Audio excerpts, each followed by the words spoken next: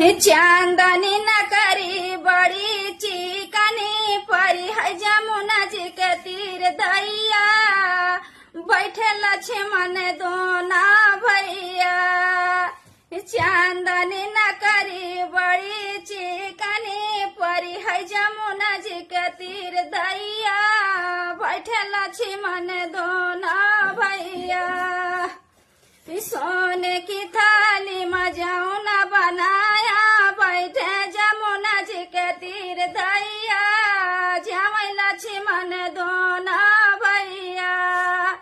सोने की थाली में जौना बनाया बैठे जमुना जी के तीर दैया जमै लक्ष्मण दोना भैया।